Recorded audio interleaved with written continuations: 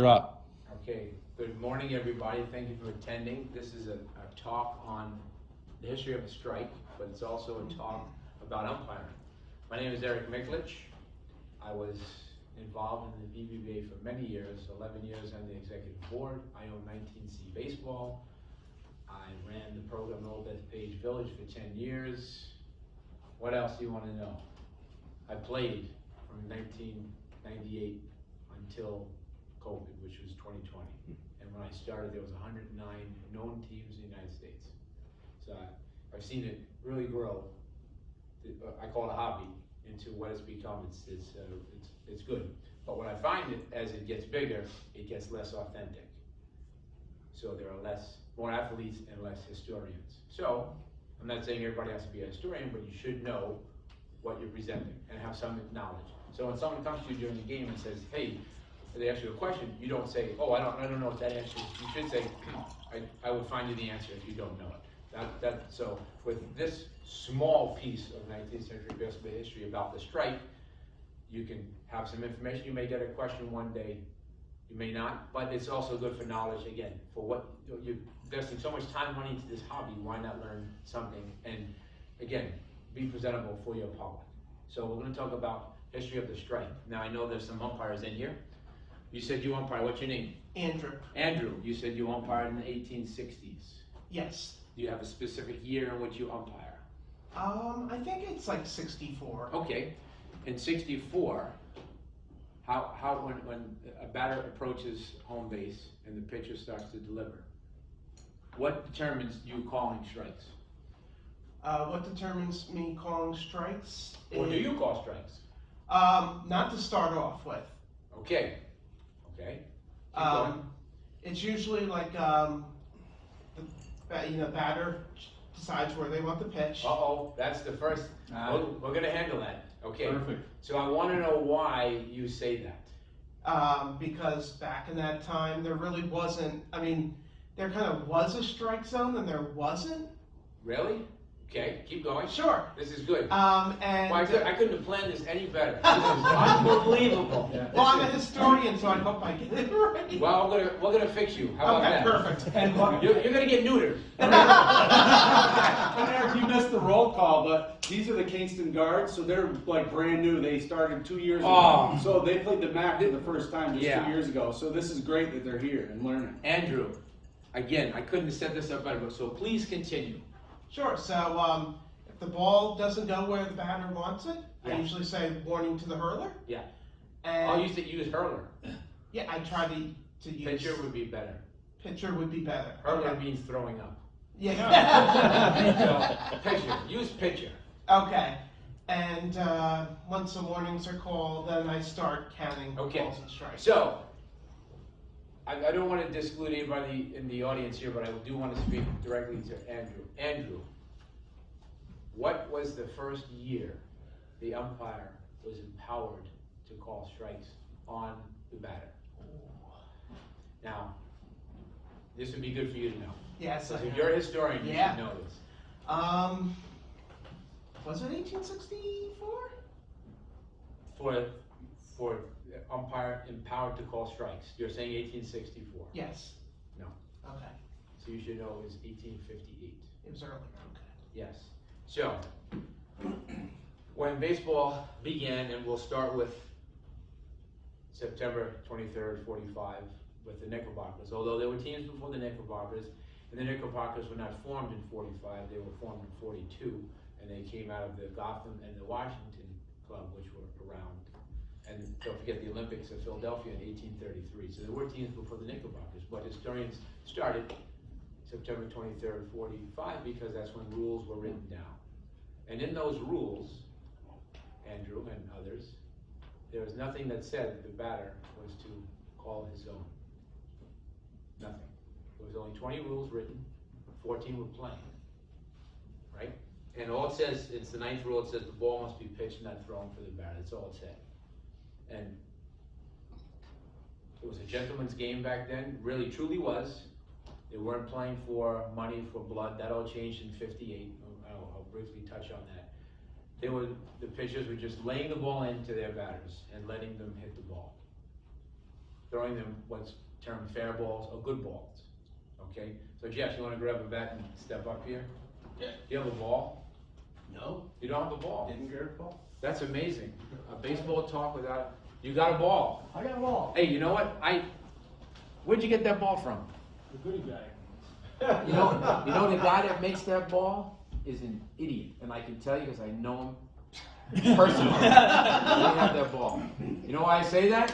Because I make them. This is 19C baseball. Mr. Schumann, go ahead. We only have an hour, so you can't kill me. I doubt that you actually make them, you probably just are the producer. Yeah, producer, yes. That's very, So, thank you for bringing this. Yes. And thank you for bringing my baseball. I appreciate it. Okay, so a good ball in, let's say, we'll go up to 58, was any ball that was within fair reach of the bat. Okay? So, Jeff has a long piece of wood here, a bat. And the pitcher would be laying the ball in gently so he could hit this ball. Now, strikes were not called, were not allowed to be called until 58, right? So, any good ball in this era, Step into the view there, Piney. you wanna come over here? Okay. Any good ball in this era would be within fair reach of the bat. So, home base was what shape in, Round. very good, Was it 10 inches round? 10. You got it from my website, thank you. It's a great resource. Okay, so, that did not determine where the pitcher pitched the ball, did it? Could be pitched anywhere, but within fair reach of the bat, is this, if home base is here, he decides there, remember? And he decides to stand there, is this within fair reach of the bat? Yes. Yes, is this within fair reach of the bat? Yes. Is this within fair reach of the bat? Yes.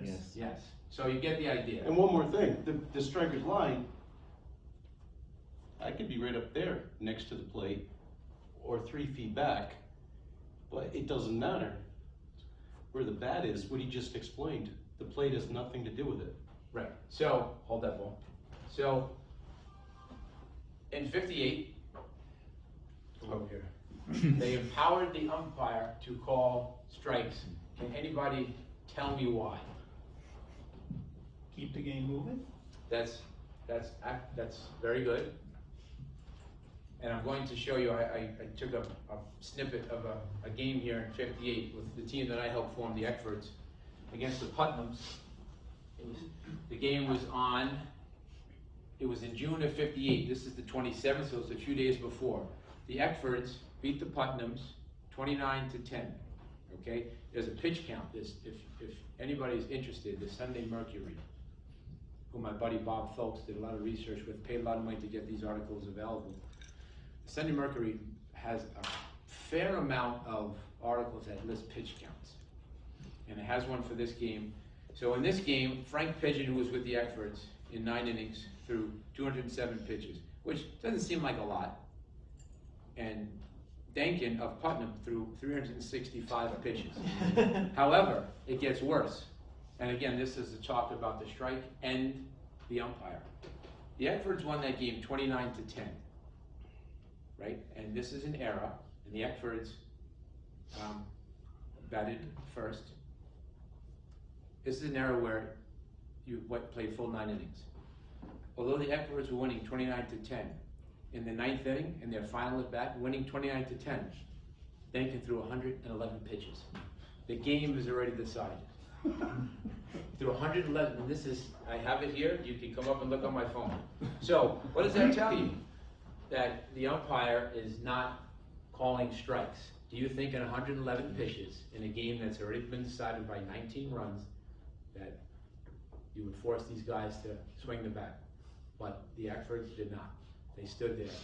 That whole inning threw 111 pitches in a game that was already over.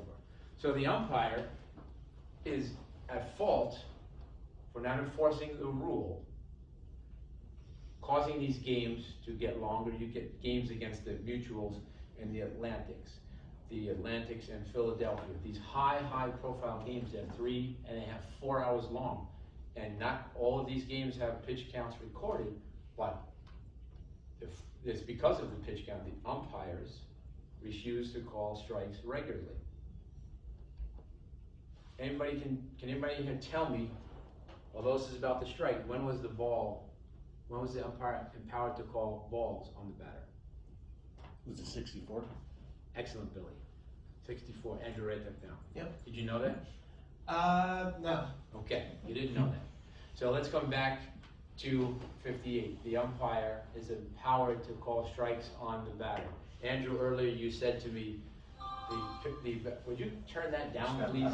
Yeah. Or take your medicine, one or the other. So, you said the batter would call his zone. Is that what you said? Yes. And which rule from 58, 59, 60, 61, 62, what rule was that? Like what rule? Like, Yeah, what number? What number? Yeah. Like year or the No, number? the number of, like, in the rule book, Rule number X. Yeah. what number? I'm just gonna throw out 11. You're never gonna find it, but I will get to that. Okay. So, what made you say that the batter would come up to home base and call his zone? What perpetuated you to say that? I remember reading about that. Who, reading where? That I can't remember. Okay, offhand. so did you read newspaper accounts? No. Okay, so I'm gonna tell you, and we'll get to it. It wasn't written in the rules till 1871. So, I'm not saying it didn't happen. It happened. There were games where, and I have an example here of a letter written, acceptance letter from the Excelsiors to the Knickerbockers, right? This is from 59, and they're accepting to play a fly game in 59. Can anybody tell me here in the rules, what was the first year they played a full fly game, no bound rule? First set of rules. 65 unless you're counting. 65. So what I'm saying to you is, here's a letter that two teams agreed to play a fly game 59, 6 years before it became a rule, right? It was not the norm, right? It was not in the National Association of Baseball Players rules, but it was still done. You can find, Andrew, examples of teams allowing batters to call their zone, but it was not a rule. So the pitcher did not have to do that. Okay. So because he didn't have to do that, all balls to be determined strikes were fair balls based on where the batter stood and the length of his bat, okay? Anybody have any questions so far? Yeah, so 1865, first no bound game. Yes. Did that then become the norm after that, or? Well, it's a good question. I don't want to get too far Okay. off topic, but the Knickerbockers played that regularly. They felt it was more of a skill game to Yep. catch the ball on the fly, and they pushed that in the first convention in 57. And actually there was conventions before that, but Yeah. the Christians went back as far as 54. It was them, the Gothams, and the Empire. But let's hit to more recent. 57 was called the first convention. They wanted a fly game. It was voted down. 58, the same thing. But they still did it, right? So it became a rule in 65. But my point with that was saying, for Andrew, if you read newspaper accounts, sometimes the teams agreed to play a fly game before the rule actually was a rule. Sometimes they agreed to allow the batter to call his zone before it was a rule in 1871. That's the first time it appears in the written rules, okay? But it was not a rule. So the umpire didn't enforce the pitched ball strike, causing these games to become tremendously long, brutally long, right? I have other examples here. Yes, sir. Can I interject one thing? So Eric right now talking about a lot of the things, the oddities, we talk about calling your pitch or even the fly game. we gotta remember what Eric does, he really researches this pretty good, because of course, in 65 with the fly game, was everybody playing the fly game? No. I mean, when did we get the figure 8 ball compared to lemon peel? Did that just all of a sudden stop overnight? Did everybody play the fly game in 65? No. Were there instances where they called their pitch? Yes. But was that standard? Was that what the best teams played in a match game? No. There was these things that were moving around. It was a little bit foggy, but we do know from history when something started and then it built up to become something, so we call that. The strike, the striking zone, the strike zone, what they were. So we kind of remember that. It doesn't dispel, that's what he's starting to show right now. Like, yeah, they did that, but what is proper in a game? And if you're having a festival game, maybe you want to have a little fun, you could do that. But if you're in a good competition game, we got to go to the rules. He'll go back to newspaper articles and the rules. He'll go like 5 different sources and put it together. And that's what we should do going forward, not just take one piece and say, look, I read it. They actually all dressed in purple and pink to play the game, and every ball player you should have purple and pink. No, it's, you know. So I want to say, yes, sir.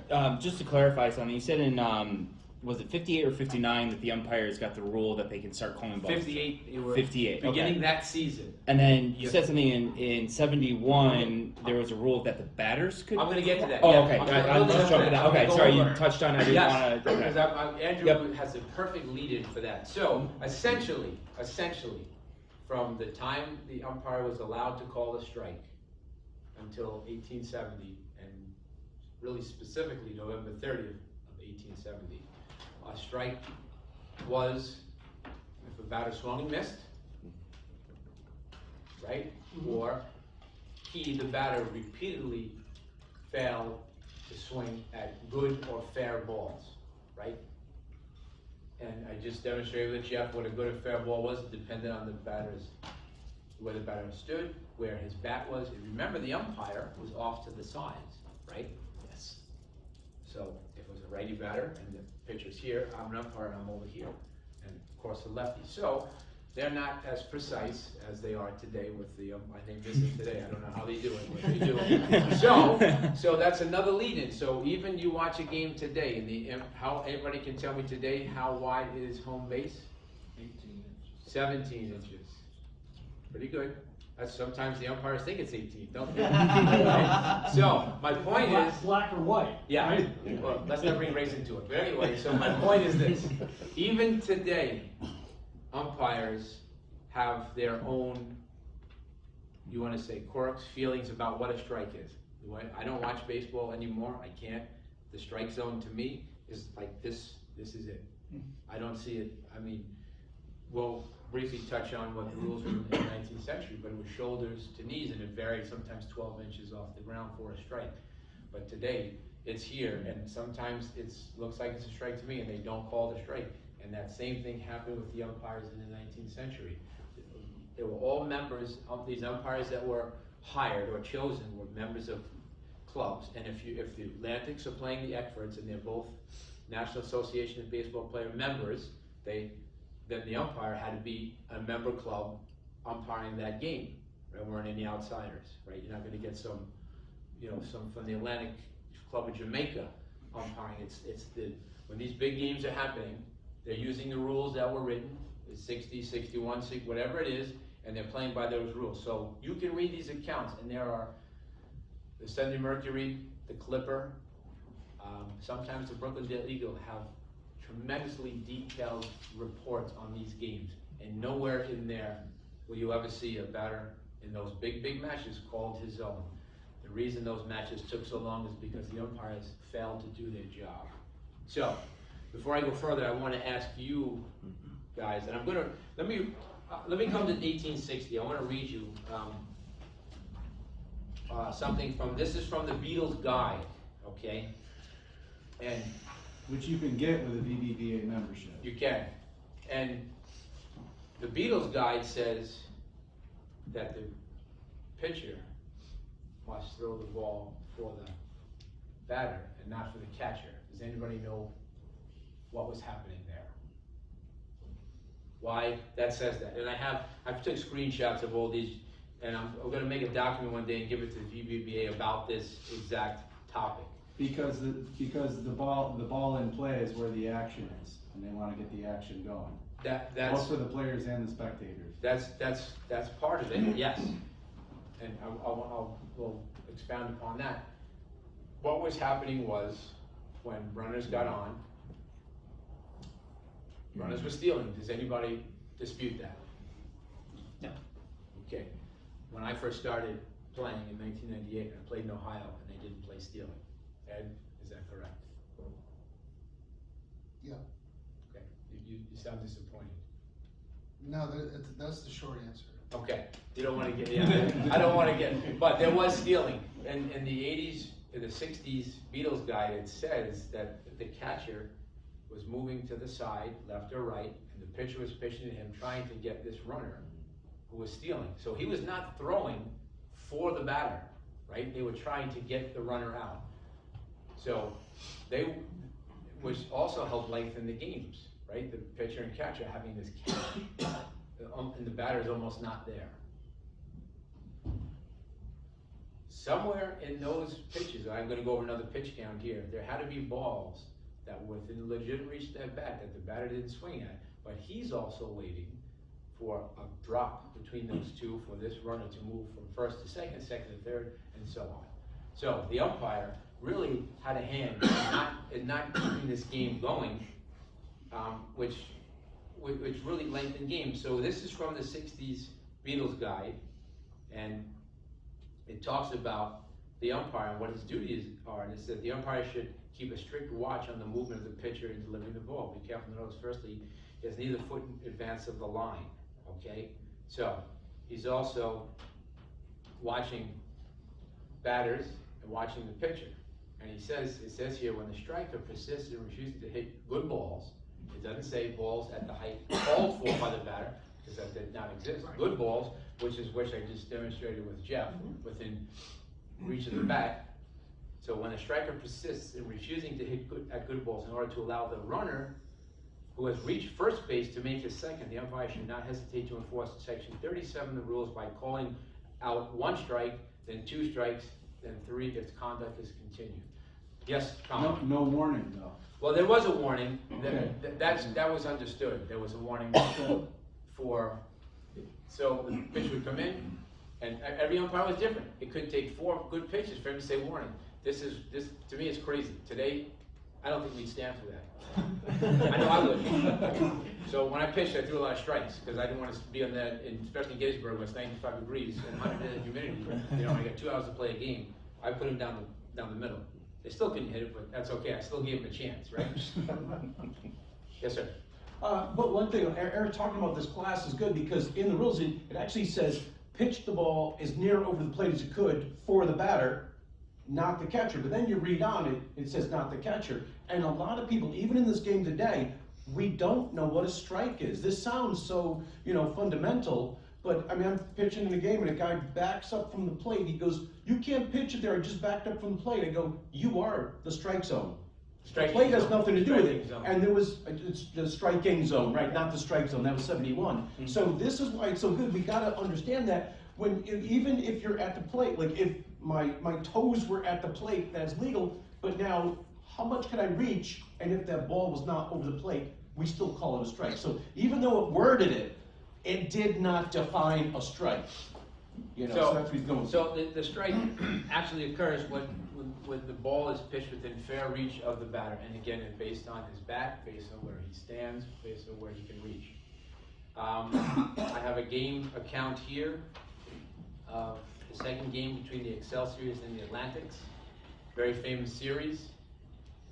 In that game, Matty O'Brien in 9 innings threw 325 pitches, and Crichton, who got hurt, and Ed Russell came in, who was the pitcher the year before, they threw a combined 348 pitches. And it has inning by inning here. In inning number 4, Crichton threw 76 pitches. He, at the time, along with Joe Sprague, were the 2 probably best pitchers.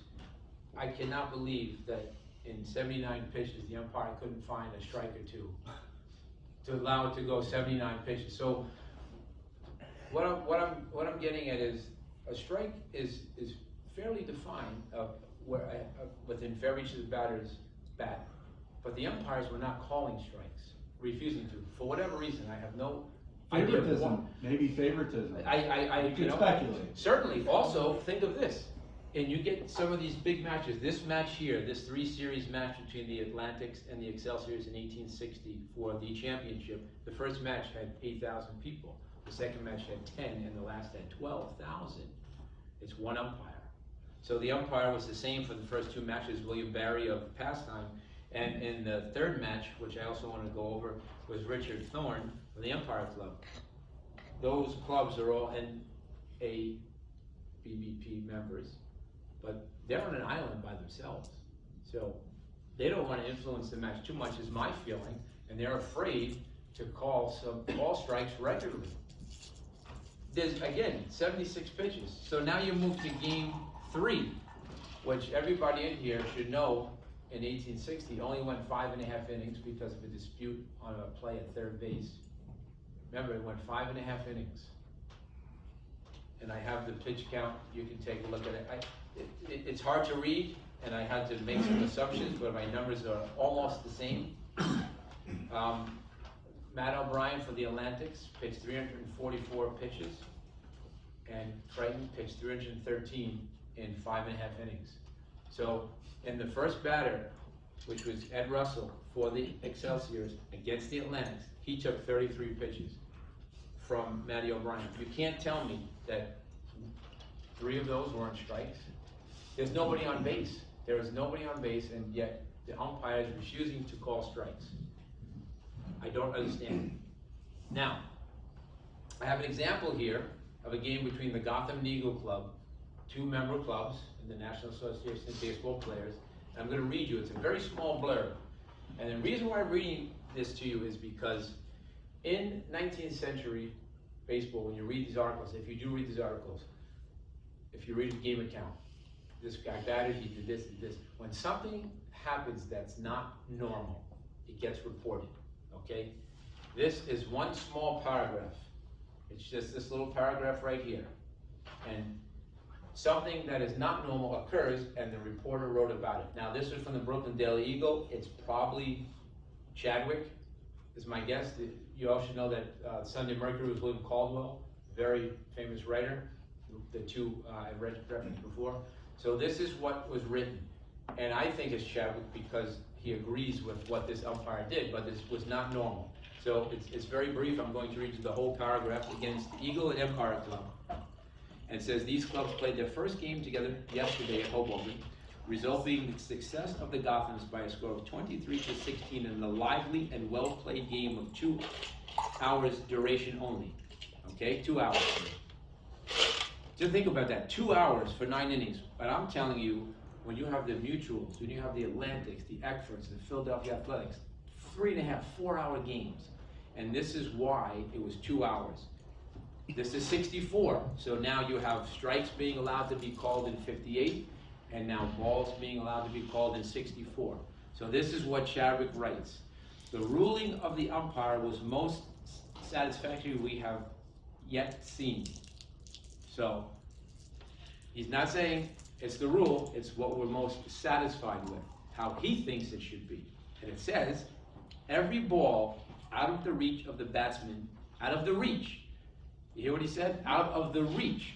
So it goes back to what I'm saying. A strike is within the batsman's reach, right? It's not home base. It says it right here.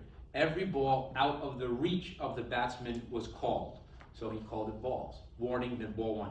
Remember, it's not home base. Where the batter stood, what the length bat he used, and how he handled that bat. Now that would in 64, the first year that balls were allowed to be called by the umpire, this umpire called every ball out of the reach of the batsman was called. And when the striker, again, this is not normal, first thing is not normal. And when the striker indicated where he wanted the ball, right, I told you there was examples, and it was pitched to him, if he did not strike, the umpire called strikes on him. Only, however, when players were running the bases. So we only called strikes when there were people on base.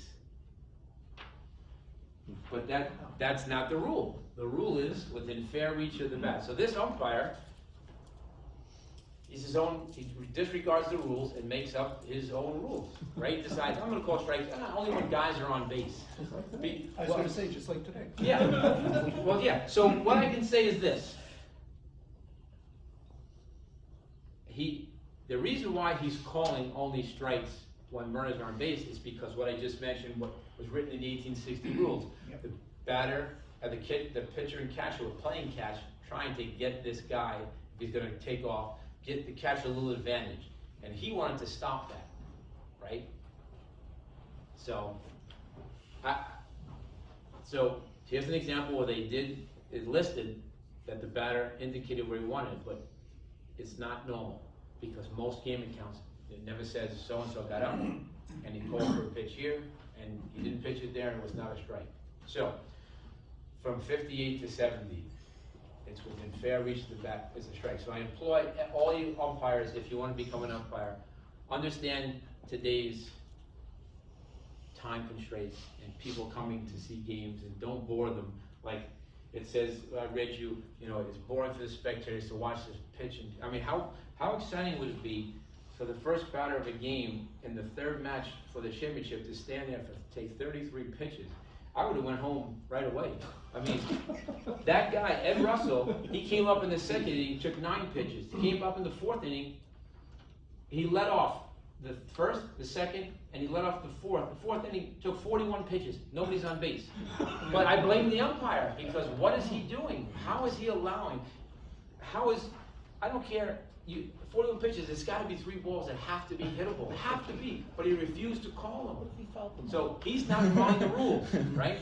So, Eric, can you comment on the position of the umpire and Yeah. kind of how that came into being? And well, the umpire, he has to see the balls and strikes, and then he has to see the field, right?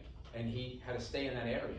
So if he's standing behind the catcher, like we see today, the catchers weren't in the catcher crouch position, right? Everybody understand it for 60s baseball, right? Right, in quotes. They might be standing up. It's all depending, because they're going to corral this ball, pitch, tipped, whatever it is. So the umpire is off to the side, so he can see where that ball is crossing the batter's zone in relationship to the batter. It's usually a shoulder. Some guys said the head to the knee, to 12 inches off the ground. It all changed. So he's off to the side watching that, and then he has to then watch the field. But he wasn't allowed to come onto the field to play. He had to stay outside the foul lines. I had heard too that we see a lot of just space constraints in our fields, you know, that the catcher's pretty close, but that wasn't actually a lot of fields. The catcher was way back, and it was like the field dimensions were like 90 feet behind home plate. I can get to that. The catcher was way back until when? Till somebody was on base. Perfect, Billy. That's when he moved up. That's when the pitcher came, and they started having catch. And the batter could still get there, but maybe he did, maybe he didn't. You know, that's when that whole cat and mouse game. It says in the 80s, in the 60s Beatles. I think I have a copy in my bag. I actually have the book. I can show you. But yes, the catcher. It says in the Beatles, the catcher should move up when a runner gets on base. And they always say first base, but it can still happen from second. The guy can still third. You have a question in the back? Yes, sir. Yes, sir. Who wrote the Beatles guide? Who? Beatles, not the Beatles. Beatles. The Yeah, editor but- was. Yeah, but Henry Chadwick helped him. Okay. He was on the rules committee too. Why Beatle was- was the publisher. Yeah. Why did they have such standing as to almost, seems like overrule the They NAA? didn't overrule. They were given the rights to print what was decided at the conventions. Beatles was the publisher for the National Association of Baseball Players. Chadwick was on that committee. Chadwick was a writer, and he got those to Beatles, right? That run went from 60 to 81, right? DeWitt came in 69, a rule book, and then DeWitt was the professional rules starting in 71 until Reach and Johnson came in for the 76 season. That was the National League, and then Spalding came in the very next year, and then, you know, DeWitt's finally went away. Beatles was really the amateur rules all the way through 81 because DeWitt's had taken that over, and then Spalding had taken that over as well. I want to move to 71. So Andrew, here you go. So, Andrew, Yes. do you have any doubt, and I want you to go, the resources are online. You can go and get physical pictures of the rule books, right? There's a college that put them out there, you can download them. So you can get every Beatles book except for 63 because after the convention they waited too long to get them to printing. That's why there's no rule book in 63.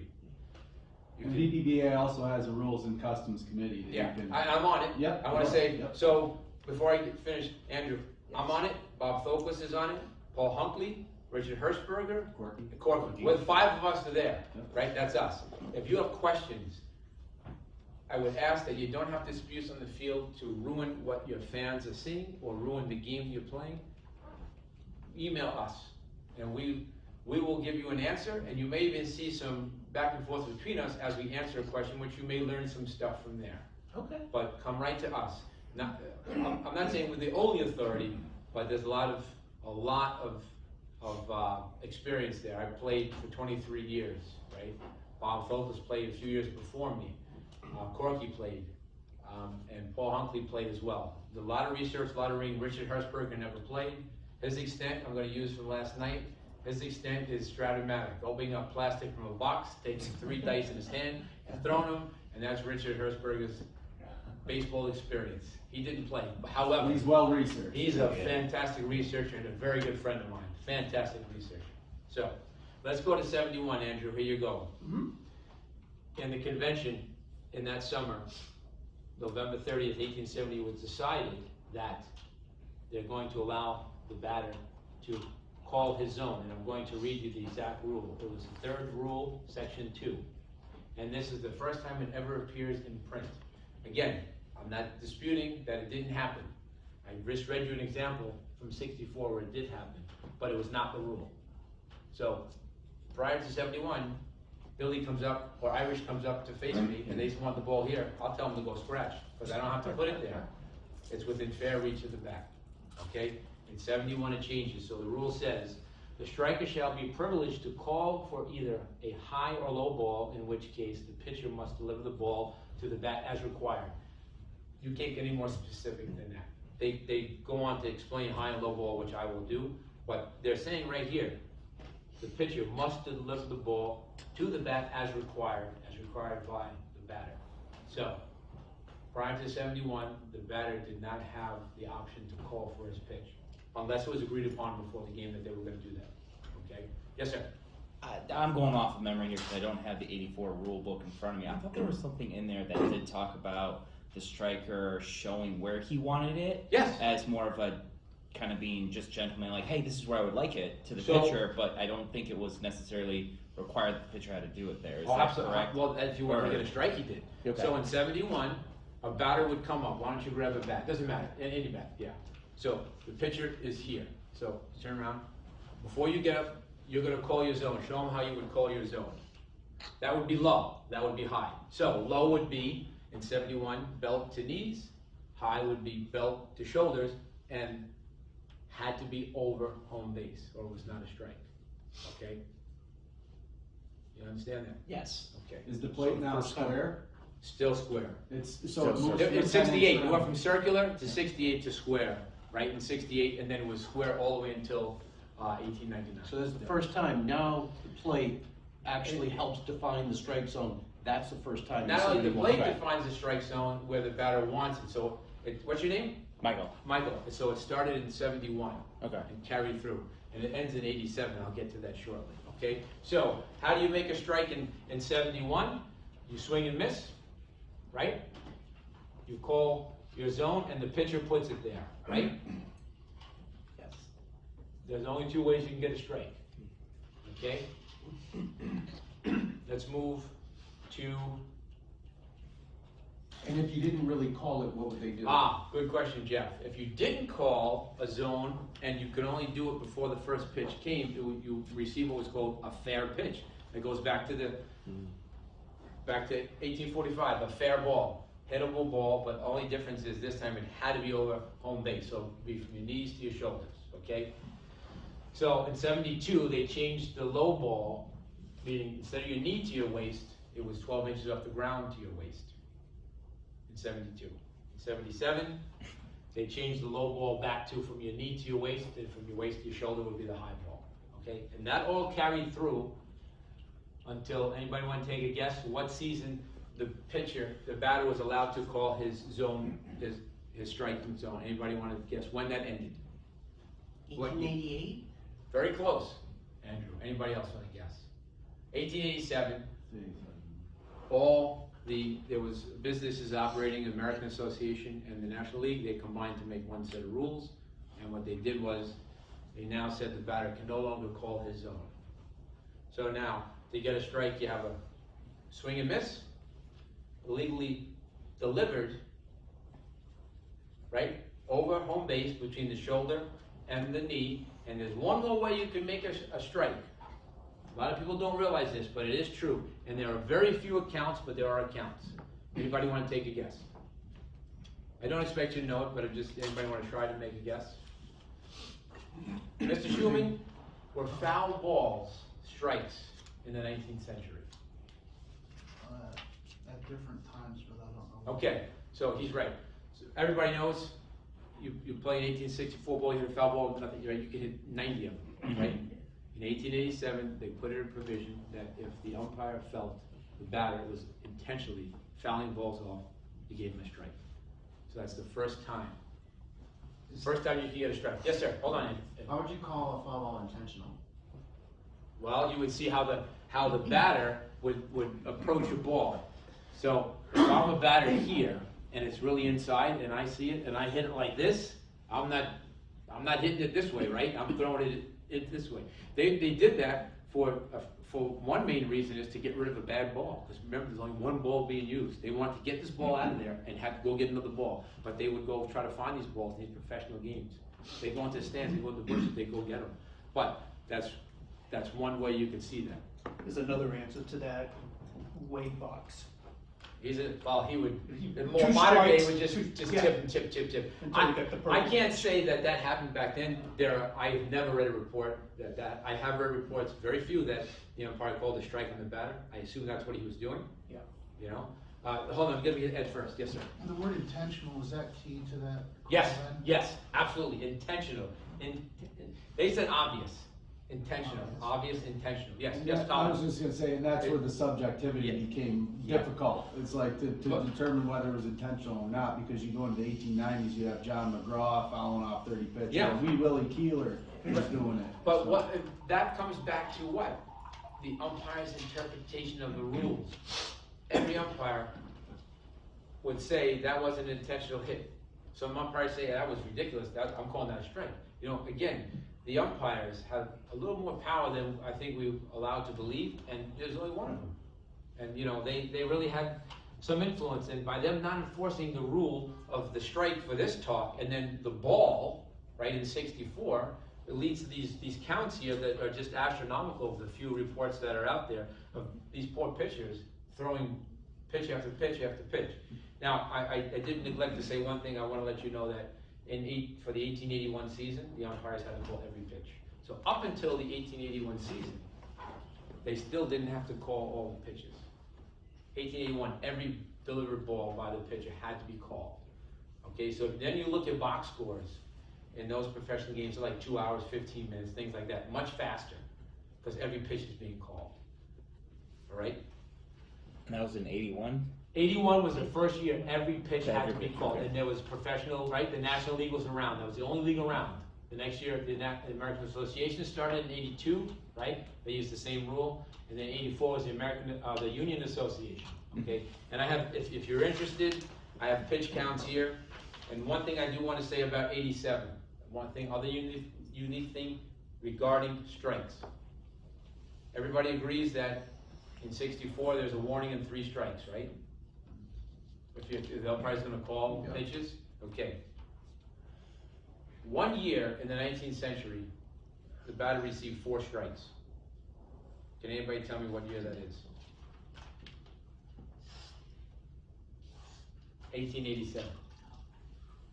So what they did was they took away that batter's ability to call their zone, right? They think they handicap him, so they give him another strike. So it's 5 balls and 4 strikes for that year. Foul balls, unintentional or obvious foul balls not being a strike.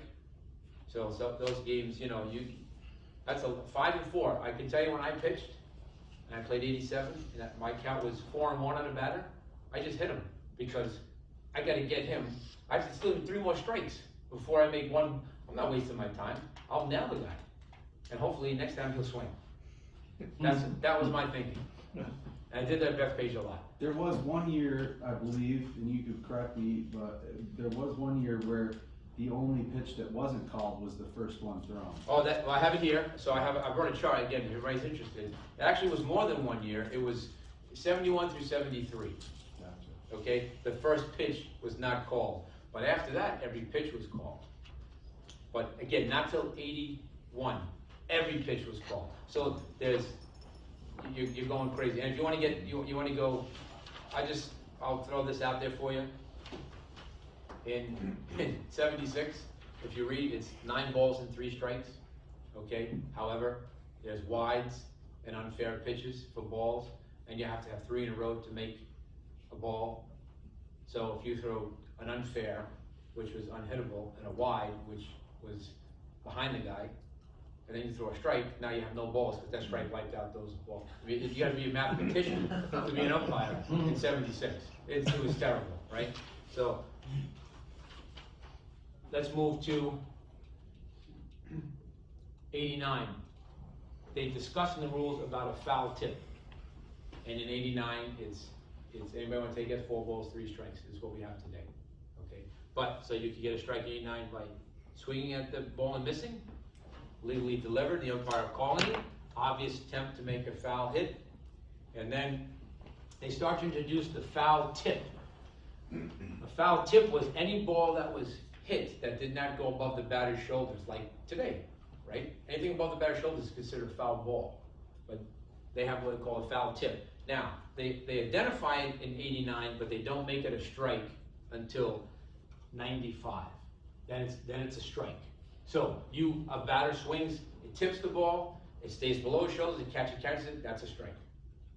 Everybody understand that? That's what we have today, right? Okay. And I don't want to bore you, but I have the full rule here about the definition of that in 95. So we'll just go over in 95. You can have a ball, you swing and miss, you have it called on you, an obvious tip to make a foul hit. If you swing and the ball hits you, it's a strike. And if you make a foul tip that's caught within the catch, within those 10-foot lines. Everybody has to know, if you don't play past 64, there were lines on the field. And these lines, the first and third base foul lines, came in to home base, then they went back, and then they put a line to make a triangle. The catcher was in that area. That was called the catcher's area, okay? And we have it today, it's just real small. It's inside now the batter's boxes. But the catcher had a 10-foot area, a little more than 10 foot. So you have the home base is here. The foul lines come in, then the lines extend, and then it comes in here, and that's the catcher's area. So we had to catch a foul tip in that area, okay? And Eric, just a question about the called strike, Yeah. or the foul tip. So prior to 89, that foul tip is actually an out. yes, Right. yes, Caught and held. yes. And everybody who plays 64 knows that, right? And when I pitched 87, I love that rule. Throw one pitch, the guy tips it, the catcher catches it, see you later, right? So, again, they defined it, as I said, of your shoulders and below your shoulders to make an out or a strike, right? That was in the 95.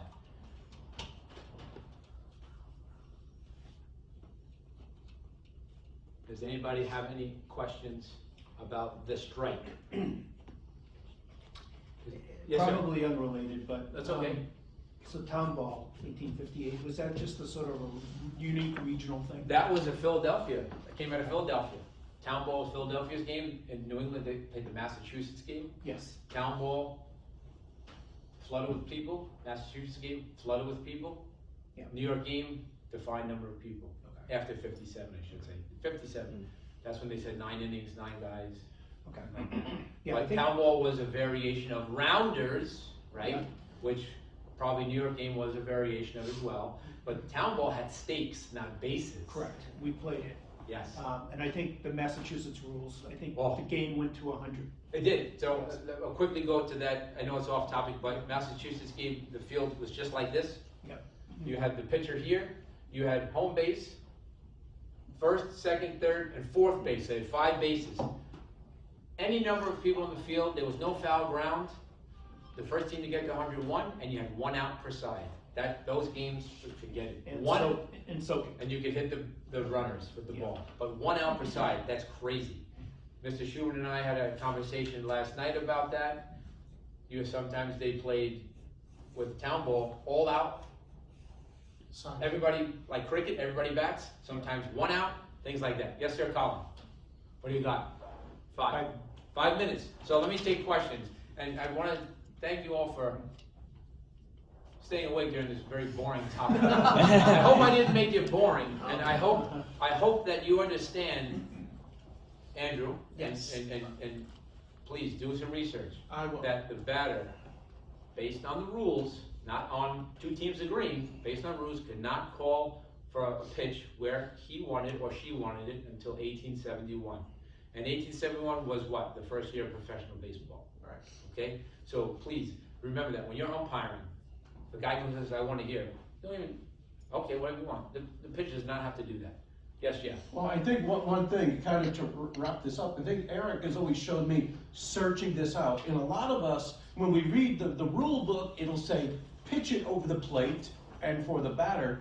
And if you stop there, you don't really understand. So you started bringing that So, up. yeah, so you don't understand And that, so, yeah. that the catcher, the reason why they're saying this is because the pitcher and catcher are having this catch to make sure this runner is staying close or to catch him when he comes off the base. That's the reason. So But- you read that one thing and then you think this is all of it, and many of us have thought that. But when you go deeper, you gotta look at the different pieces that he brings out and look at it. And then if you just read a little further, then it does say, and not to the catcher. And that starts to exemplify. So also too, it's like, even though it said over the plate and not to the catcher, No. what was a strike then? It still did not tell you what a strike is. So he started to detail what a strike is. That's what's really important. But even like about researching, this is what's important to get out the truth. Yeah, so when you're doing research, you find something, you read the 1860 rules. I recommend you read 59 and 58 and the 61 and 62 to see what changed, and then help you with that set of rules. But please remember, when you're umpiring or you're playing, it's the strike in the 64 game, which is the most popular in the United States, which it should be because it has a lot of quirks. It's within fair reach of the bat. If you're umpiring, see where that batter stands and see where he can reach. Yeah, it's a good point too, that because you need it in context, because they were intentionally meeting every winter to define Yeah. what they actually meant. Yeah. Because the rules weren't refined. Not only that, Billy, but every year they're trying to get around them, aren't they? That's human nature. Yeah. Yeah. So they go, oh, this happened in this game. We got to fix this. We got to make a rule in here that they can't do that. Hey, Crichton's not pitching to the batter because he's a guy on first. We got to make a rule. Hey, you got to come over and play. You know, things like this. Yes, sir. You mentioned, and I paraphrase this, that the batter is the strike zone prior to actual strike zone being there. So It's within fair reach of yes, his but bat. you mentioned something that if he moved, Yeah. the zone would also move. Absolutely. Yeah. So in theory, you could. And I'm just thinking this because I'm the guy that thinks of all the loopholes Yeah. of all the rules, which is why they keep going every year to refine them. If you were to just pitch it, as we call it today, inside to the batter, and he takes a step back, technically he just put himself a strike. Well, I probably, Or in you theory, know, yes. just- I don't think that happened because Okay. I don't think they were that devious. Like, you know, Right, they're right, not- you but- know, there are accounts of guys jumping sides during a pitch later on, but that, I don't think the guy is here. And I'm gonna. But you're moving Right. like that. How are you going to get a piece of the ball? I mean, Right, It's, no, I it's, just- It's not. But I guess in theory that would be the case. Okay. So I just want to say that if you're umpiring, watch where the batter stands and watch where the ball crosses as you're standing off to the side, lefty or righty. See where the ball crosses him and see if it's an inch from him, that's not hittable. Right? Right, But if it's right. 3 inches in, yeah. Or if it's using a bat such as a 44-inch bat and it's over there, that's hittable. He's choosing to use that bat. And To that's a be able to hittable ball. reach, yeah. Remember, it's hittable balls. Hittable balls. Yes, Okay, sir. thank Colin. you. I was gonna ask you, just as, it's probably an opinion, but, Piney's over there holding 2 bats of varying degrees of Yeah. length, right? And so do you think, was there the tie into bats here? So as the game progressed, did the bats become shorter Yes. to take advantage of the power zone? Because if you're way out here, your strike zone's huge. Right, but remember in 71, now it's 17-inch plate, but the bats are becoming shorter because the pitching is consistently becoming faster, and you need to get around on it. So, you bring a guy from 64, say Joe Stark, who played up into the 80s, I guarantee he's not using the same length bat he did with the mutuals in the 60s that he did in the 80s or 70s. Guarantee he did not, because the pitching was much faster. So early fastball pitchers, Richard Stevens, Richard Thorne, Crichton, Sprague, Cherokee Fisher, all early 60 pitchers, fast pitchers. Any questions? Because I think my time is up. Just underhand, overhand, when did that change?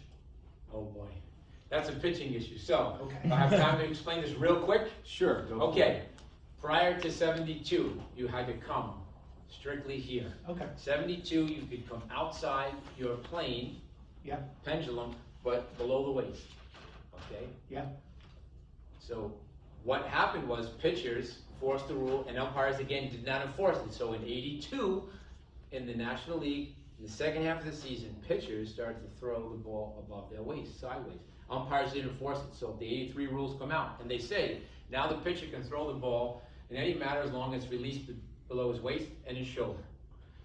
Half of the, what would you think happened in the second half of the 84 season? Pitchers started to throw overhand. Umpires didn't enforce it. Again, they didn't enforce strikes in the 60s. They didn't enforce it then. So for the 84 season, the National League said, no restrictions at all. And the American Association, the competitor, still had that rule, but then on June 7th of 85, they released all restrictions, okay? So, While we're on the pitch, that you referenced that earlier. I have a whole talk on that too. Pitched, Yeah. not thrown. Yeah, I That's said that right that's here. a very The key ball, thing. the ball must be pitched and not thrown. And very Pitch quickly, means underhand. yeah, Yes. yeah, and thrown would be overhand in this sense. And then the word jerk comes in. Anybody know what a jerk is? You. Yes. Because pitch and thrown wasn't over and underhand, pitch and thrown was the locking to the elbow. Well, but okay. And then the jerk is this, Right. hitting your leg. Because you can snap it and getting that snap on the ball. So that would be a jerk. Okay, and that came in later on. Actually in 57 they said you can't jerk the ball. Anybody have any questions? Let's give Eric a Thank you very much. I appreciate you sitting through this. It's not an exciting topic. No. But thank you. Very needed Thank though, you. very needed. Thank you. Any questions? This weekend, I'll be